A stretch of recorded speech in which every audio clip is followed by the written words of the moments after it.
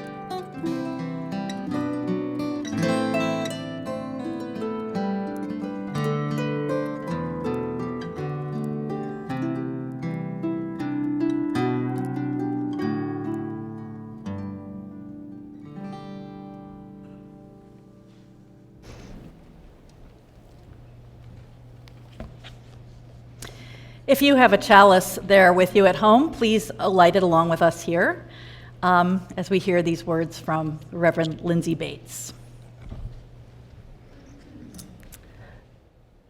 Come, let us worship together. Let us open our minds to the challenge of reason. Open our hearts to the healing of love. Open our lives to the calling of conscience. Open our souls to the comfort of joy. Astonished by the miracle of life, grateful for the gift of fellowship. Confident in the power of living faith, we are here gathered. Come, let us worship together.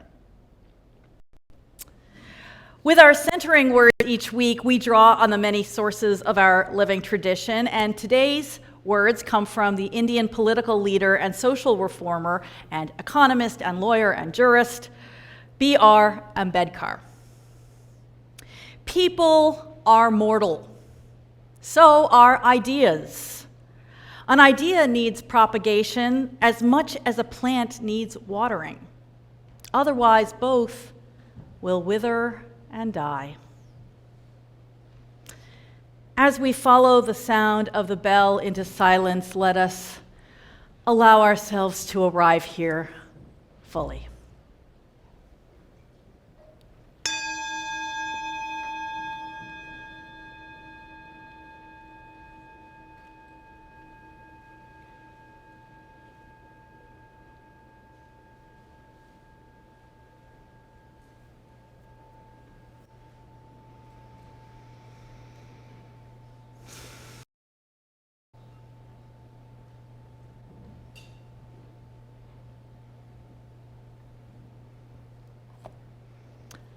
I have a story here for you all.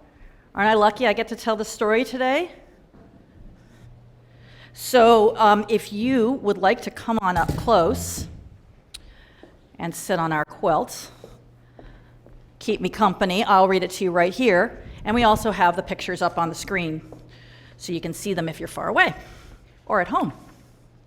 This is an old story, very old already when he discovered it, that was told and illustrated by Tommy de Paula, called The Clown of God. Anybody gonna come up? Come up. I see some kids. Not required, just saying. The pictures are really fabulous. Many, many years ago in Sorrento, Italy, there lived a small boy named Giovanni who had no parents. Want to see the picture of Giovanni? He's so tiny. Look, he's dressed in rags and he begged his bread and slept in doorways. But he was happy and he could do something wonderful. Can you see what he can do? He could juggle. Every day he would go to Signor Baptista's fruit and vegetable stall and juggle. He would juggle lemons and oranges, apples and eggplants, even zucchini. This was Italy, a lot of zucchini. Crowds would gather to watch, and when Giovanni had finished, they would buy from Signor Baptista all those fruits and vegetables.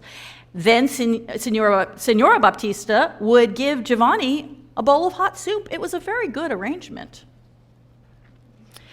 Well, but then traveling players came to town, people who performed all sorts of things like plays and, well, maybe juggling acts. And Giovanni said, ooh, I want to do that. So he showed what he could do to the maestro, and the maestro said, okay, you can join our traveling troupe. And so Giovanni said goodbye to the Baptistas and became a traveling player.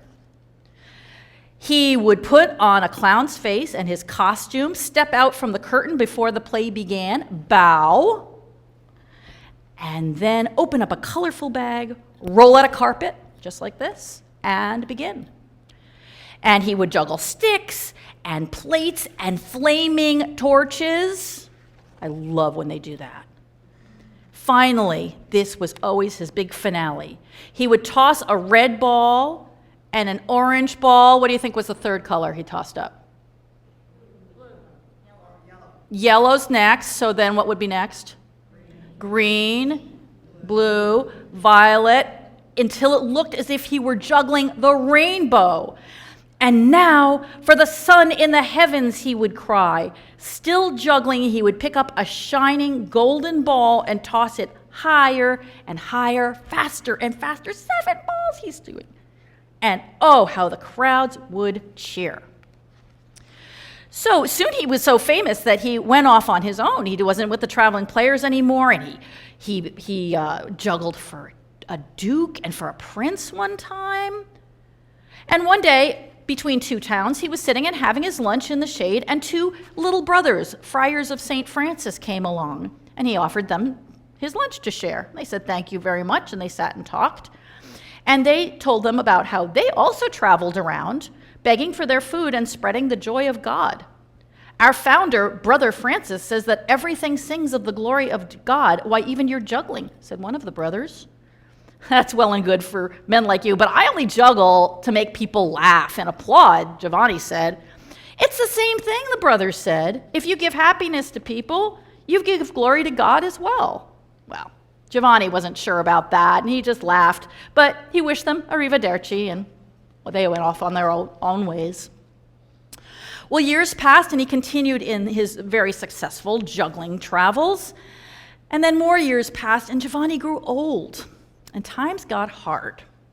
People no longer stopped to watch. They'd seen his act before, and that made him sad, but still he juggled until one day he dropped the sun of heaven, and the rainbow of balls came crashing down, and the crowd stood around him and laughed, but not for joy. They were laughing at him. And then they did an even more terrible thing. They threw vegetables and stones, and he had to run away for his life.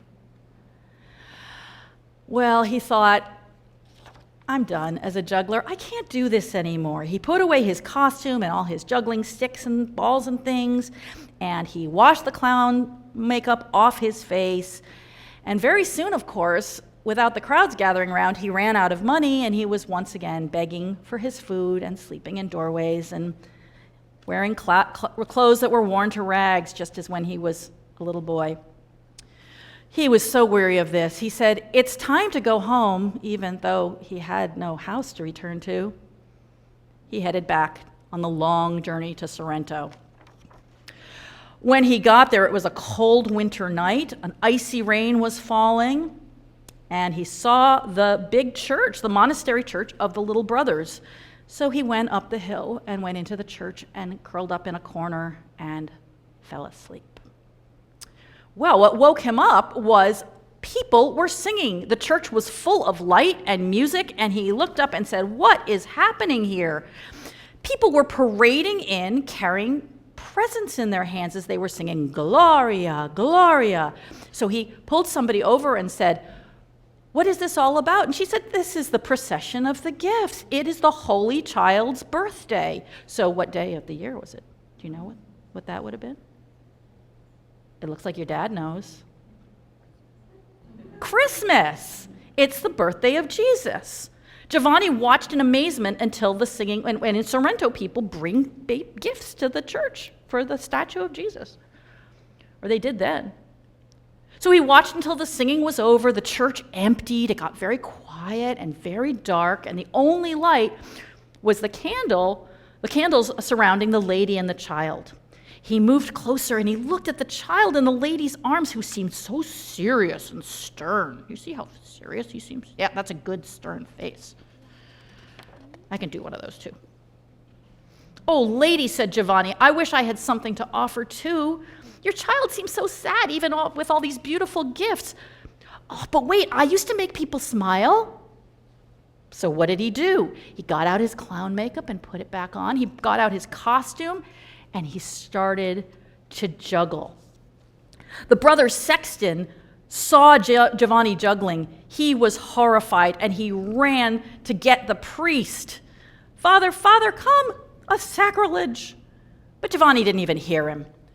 And now, said Giovanni, smiling at the face of the child, first the red ball, then the orange, and he took out all the balls of the rainbow. Around and around they went, and finally, cried Giovanni. "The sun in the heavens!" The gold ball flew up and around, higher and higher. Giovanni had never juggled so well in all his life. Higher and higher, faster and faster, a blaze of color filled the air. It was magnificent, just like a real rainbow with the sun in the heavens. Giovanni's heart was pounding. "For you, sweet child, for you," he cried. And then he collapsed on the floor and died. The priest and Brother Sexton came rushing up, and stooping over old Giovanni, the priest said, "Oh, the poor old clown is dead. May his soul rest in peace." But the Brother Sexton was looking with his mouth wide and staring at the statue of the lady and the Holy Child. "Oh, Father," he said, pointing. "Oh, Father, look." The child was smiling, and in his hand he held the golden ball. What I love about this story is the way Giovanni, he used to be able to juggle, and he got better and better at it, and he was inspired by the crowds, and then he didn't juggle very well, and then he didn't juggle at all for years. But then at the end, he juggled better than ever before. What do you think might have inspired him? Anybody have thoughts who's sitting out there? What made him juggle so well that time? Does that ever happen to you, that suddenly you do something really well that you haven't been able to do before or haven't done in a long time? I'm seeing some nods. Inspiration. He was inspired. That word literally means like you have a breath come into you. Good word for that experience. Do you have a thought, Ani?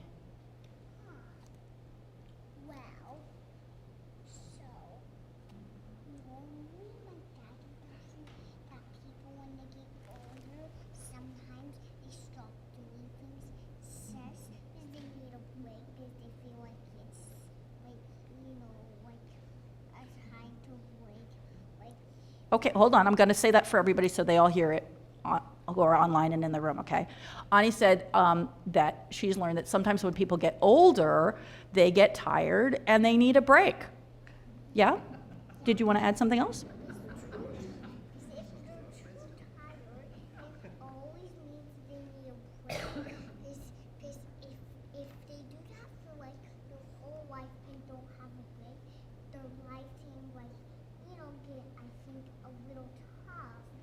Yes, okay. Clearly, we are going to have a much longer conversation about this because you have a lot of thoughts about it, and so do I. That if you work your whole life at something and you get very tired, you don't get a break, you can get very tough. Well, that seems to be what happened to him, and then something happened to inspire him, and that's so great. So your dad's going to hear something more about what I think we might do to get inspired when we get tired or worried like that, so you all can talk about it after the service. And everybody now who's going to children's religious education, when we get to our last verse of this next hymn, if you'll go on out to the lobby, Kim and Greg can show you where you're going. And everybody, if you will, rise in body or spirit and sing together. Thanks for coming up. We will sing number 1007 in your teal hymnal, "There's a River Flowing in My Soul."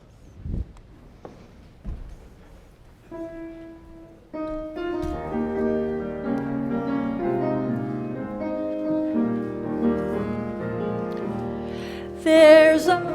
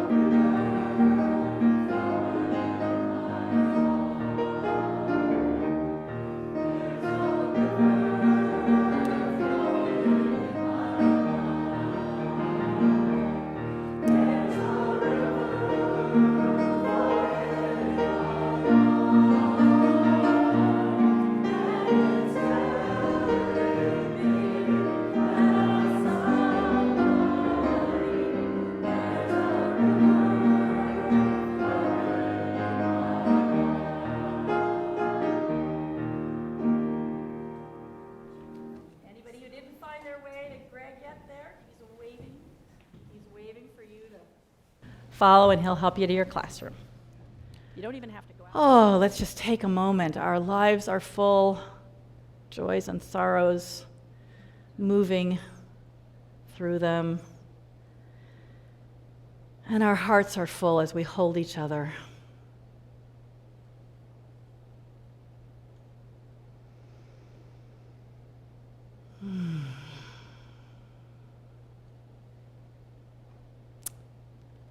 Blessed be everyone.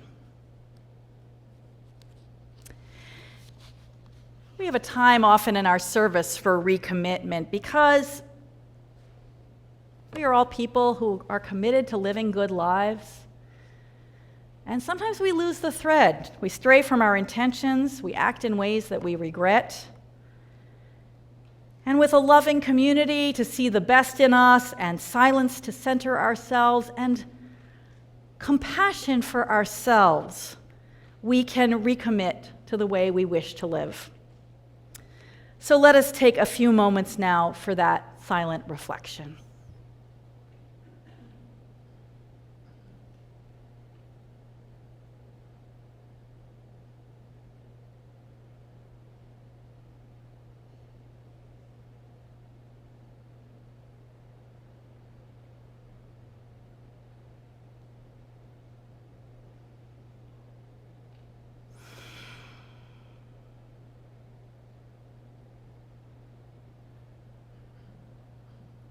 Let us say together an affirmation that has guided many Unitarian Universalist congregations over the years.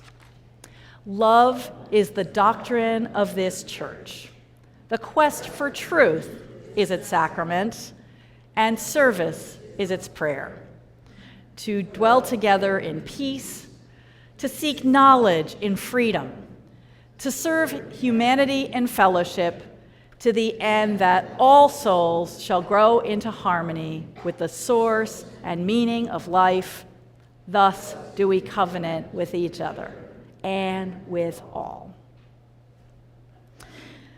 Let us now sing together.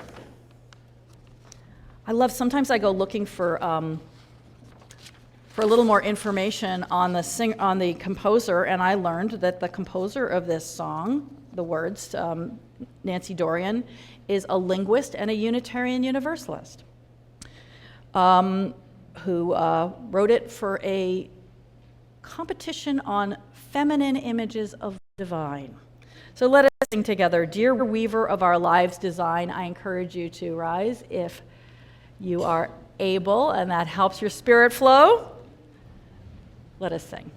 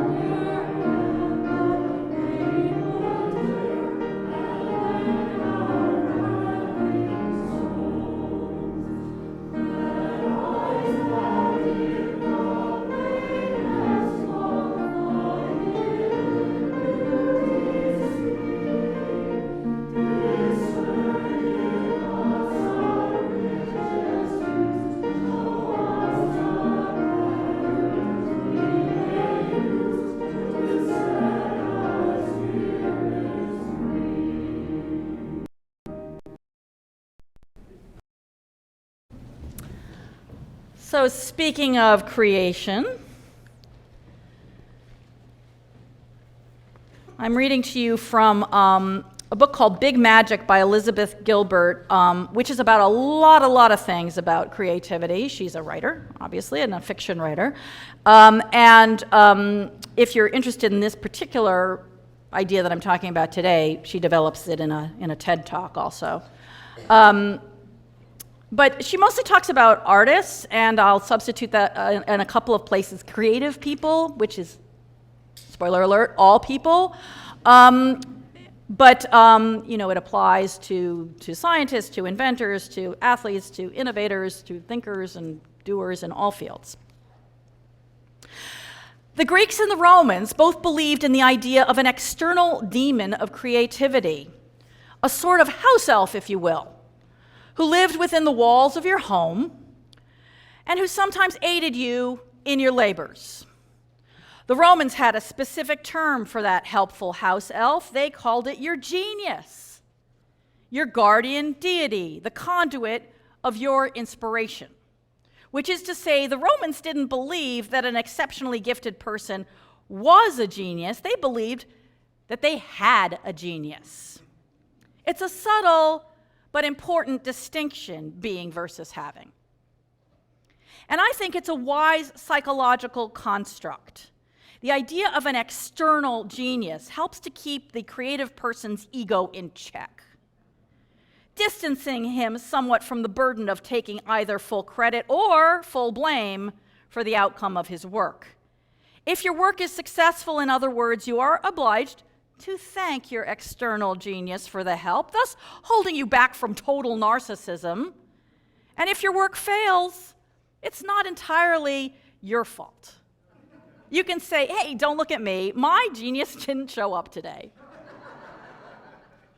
Either way, the vulnerable human ego is protected. Protected from the corrupting influence of praise, protected from the corrosive effects of shame. She goes on to say, I think society did a great disservice to creative people when we started saying that certain people were geniuses instead of saying they had geniuses. That happened around the Renaissance with the rise of a more rational and human-centered view of life. The gods and the mysteries fell away, and suddenly we put all the credit and blame for creativity on the people themselves, making the all too fragile humans completely responsible for the vagaries of inspiration. In the process, we also venerated art and artists beyond their appropriate stations, the distinction of being a genius and the rewards and status often associated with it, elevated creators into something like a priestly caste, perhaps even into minor deities, which I think is a bit too much pressure for mere mortals, no matter how talented. That's when artists start to really crack, driven mad and broken in half by the weight and weirdness of their gifts. When people are burdened with the label of genius, I think they lose the ability to take themselves lightly or to create freely.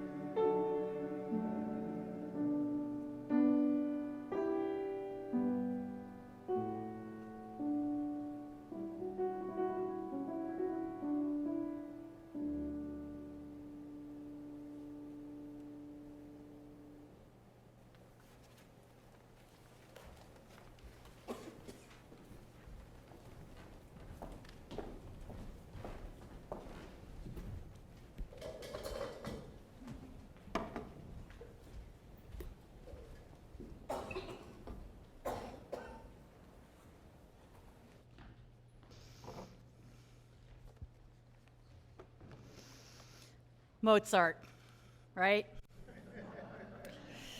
Yeah, Mozart, Einstein, Curie, O'Keeffe, Jordan. I mean, we talk about people as geniuses. We admire them. They really are kind of minor deities, people not quite like the rest of us.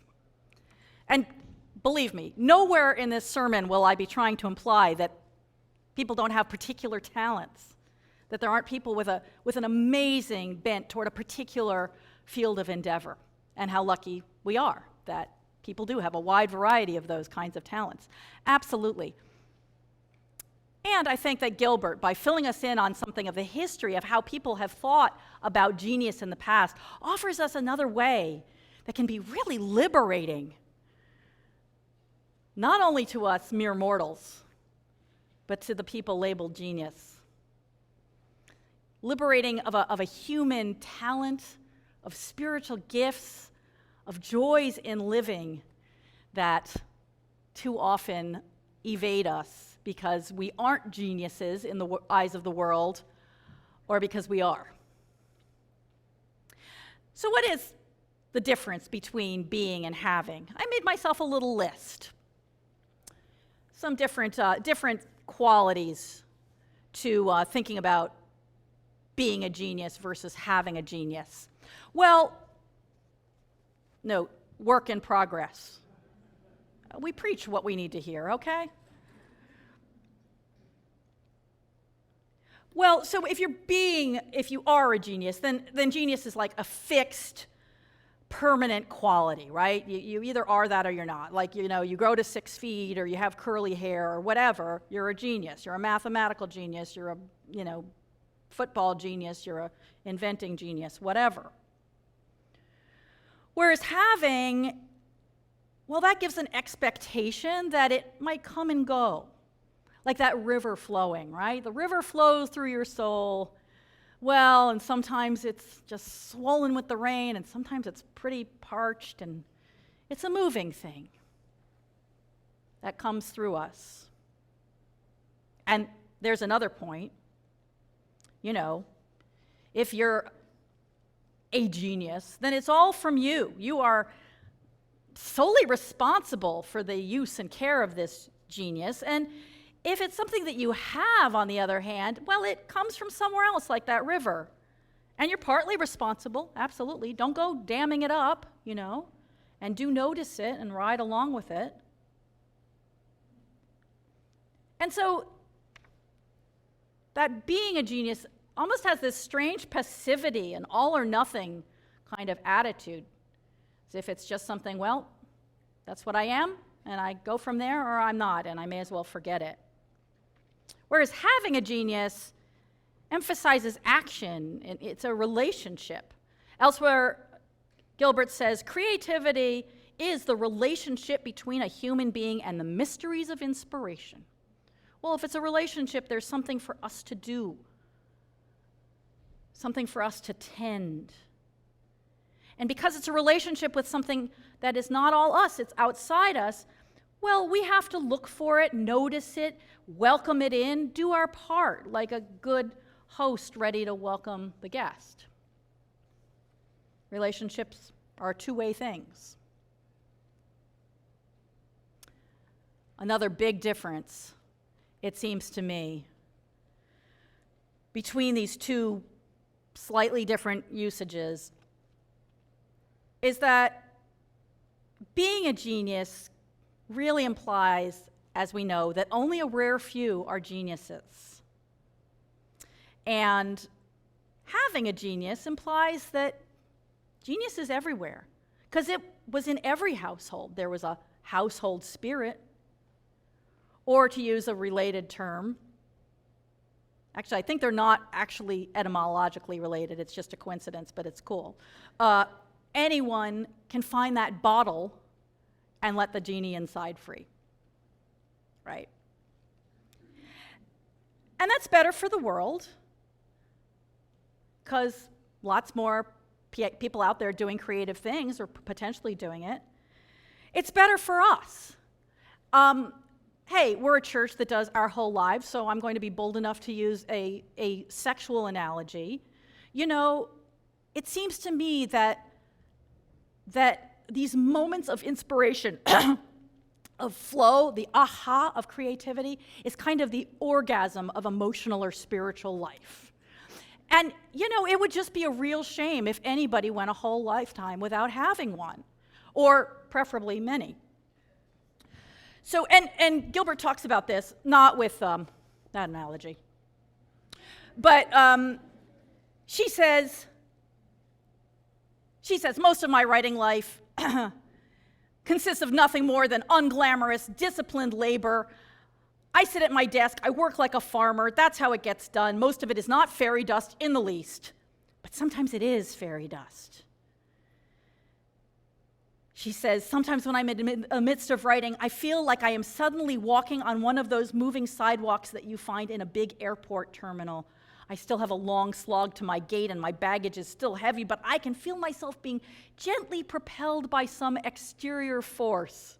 Something is carrying me along, something powerful and generous, and that something is decidedly not me. If you've ever had an experience like this outside of a moving sidewalk, you know, as she says, it is the most magnificent sensation imaginable when it arrives. The Greeks called it eudaimonia, which basically means well-demoned. The highest kind of happiness a human can have is being well-demoned, having that spirit moving in you. So, another problem with the being a genius concept, and Gilbert talks about this a lot, is that there's a really heavy burden upon people who are labeled geniuses, or people who endeavor anything that might be creative. There's this burden, first of all, of watching them. Are they going to be all that great? And then if they do attain a level of what others call genius, then there's this tremendous pressure on them. Will they ever achieve it again? And if the miracle doesn't recur, real self-loathing and unhappiness can result.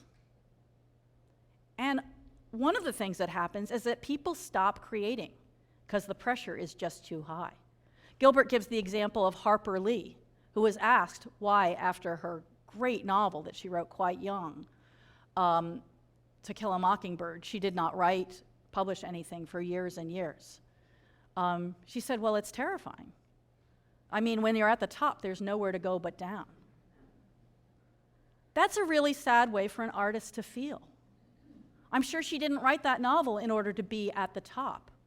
She wrote it because she had something to say, because the demons, the spirits, the genius came upon her, and she worked really hard, and she shared a vision with the world.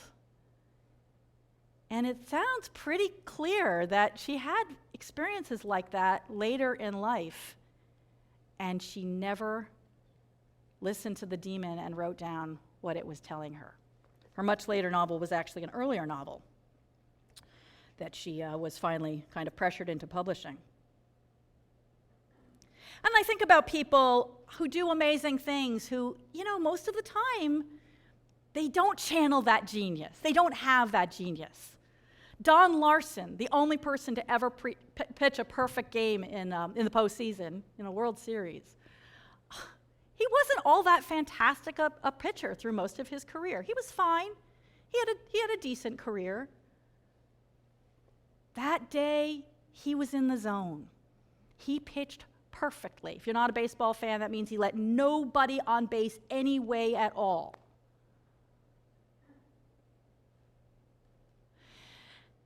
And then he went back to his career and kept pitching. Imagine if he said, I can't do this again because I lost a game, because I gave up 4 hits in the first inning, because I'll never pitch a perfect game again.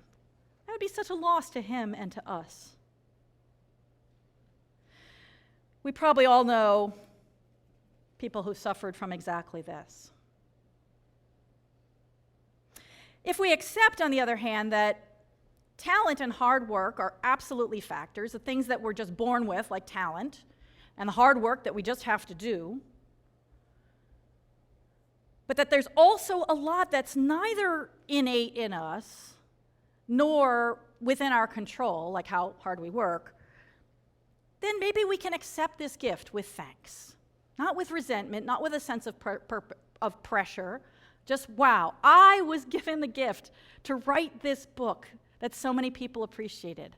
I had this moment and I invented something.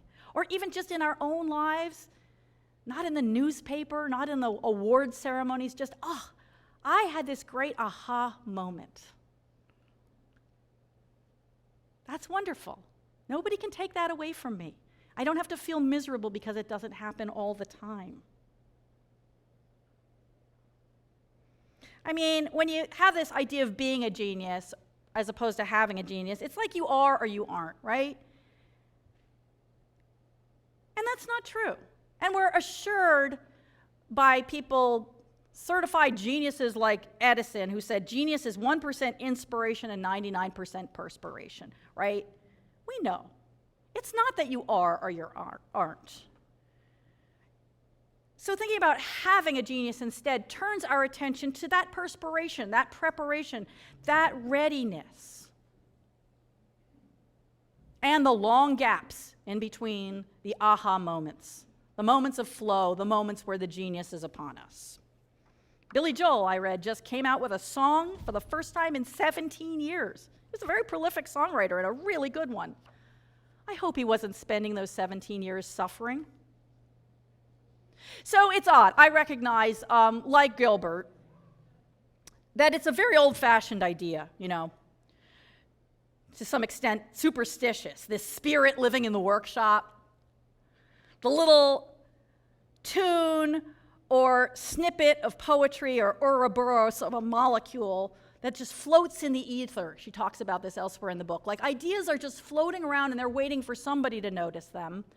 And if you don't do something with them, well, they'll go on to someone else, She really works this way. This helps her in her writing.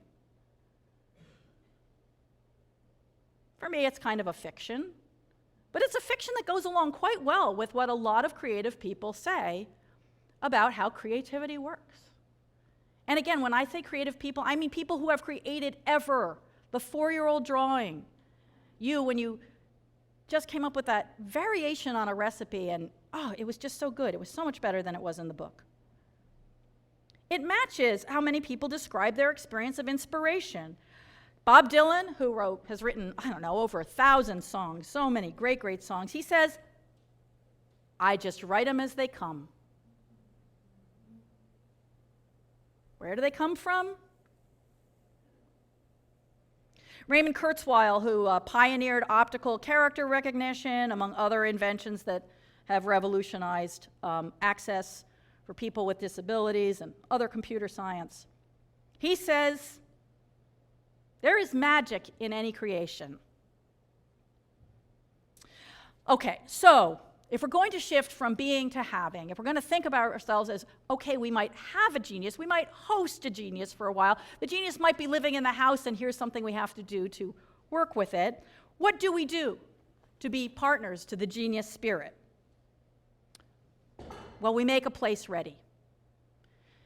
You have your materials on hand, whatever they are, for your area of exploration. You carve out the time. That's, if an idea comes by and you're too busy or you can't find a pencil, And then when you feel the genius moving, when the river is flowing, when that house self is saying, hey, here's an idea, you got to act. Write that poem. Go to the piano and get that snippet of tune. And right away, there will be other spirits saying, that's not very interesting. That's not genius level stuff. You're no Mozart. You're no Michael Jordan. So what you have to do is shut those critics and doubters down, especially the ones inside. They're going to say, you're no genius. Yeah, I'm not a genius. I'm just trying to host this genius, okay? Could you be welcoming to my friend? Could you not be like my rude aunt who comes to the door and criticizes as my friend is trying to come in? you know, here, take the remote and some snacks, go to the TV room, and I'm going to shut the door so I can entertain my guest. So they'll stick around. So we can converse in peace.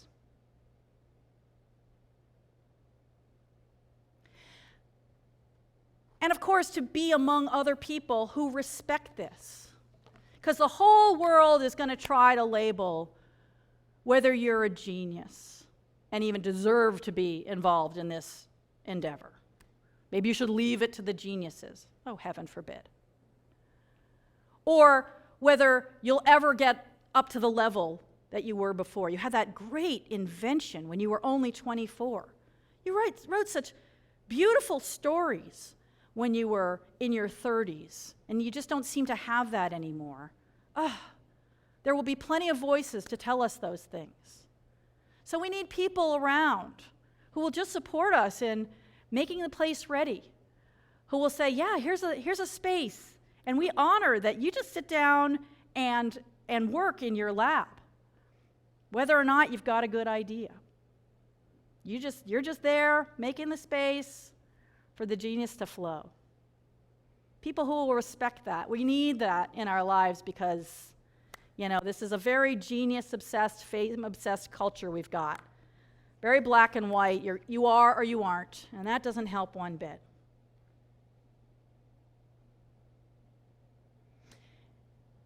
And what we most need is to give ourselves the respect of recognizing that a genius comes to us now and then, hanging out in the house and comes out to talk.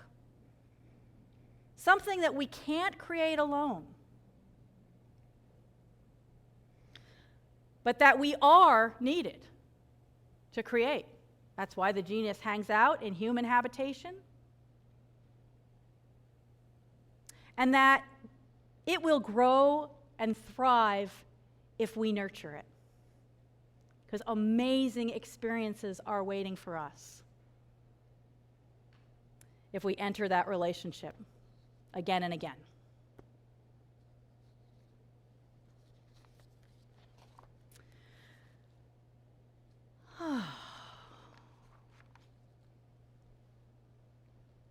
We are part of the free church tradition, folks. We accept no money from any governmental body. We don't receive money from any ecclesiastical authority. And that was a deliberate choice of our religious ancestors who wanted to be free to govern themselves. And so we are also free. And for that reason, in addition to their annual pledges, each week our members and friends may choose to give an additional contribution as a public witness that we are and shall remain a free faith. You can use cash or check, put it right in the box that Kathy will bring up for us, or the QR code or text information in the order of service. And let us now give and receive our offering.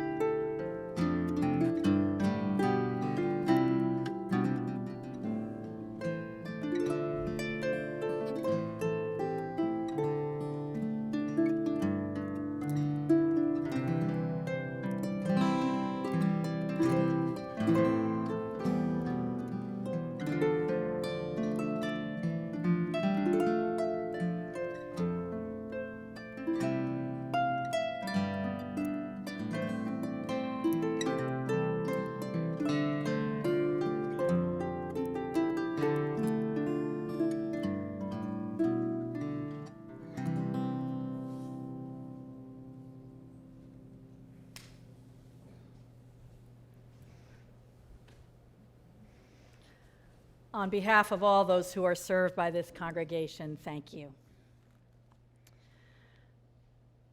Now let's engage in one of those practices that makes room for the genius to speak up, be heard, be in our lives. We'll sing Meditation on Breathing, which is number 1009 in the Teal hymnal. The words are on screen in the online and in your online order of service. And let's just start with the drone. Those who want to keep singing, I know that sounds awful, but that's what it's called, a drone. And then I'll lead you in that. And then those who want to continue that, please continue, and I'll sing you the next part, and you can continue singing that. And then I'll sing you the third part. And you can just keep singing whichever part you want until we all rise to heaven on a glorious harmony of sound. Breathe in, breathe out, breathe in, breathe. Oh, it's just like breathing. Breathe in, breathe out. Now, some of you will hold that for a little while. Breathe in, breathe out. When I breathe in, I'll breathe in peace. When I breathe out, I'll breathe out love. When I breathe in, I'll breathe in peace. When I breathe out, feel free to switch parts if you want to switch to the other one. Breathe out love. One more time. When I breathe in, I'll breathe in peace. When I breathe out. And that's the third part. When I breathe in, I'll breathe in peace. When I breathe out, I'll breathe out love. When I breathe in, I'll breathe in peace. When I breathe out.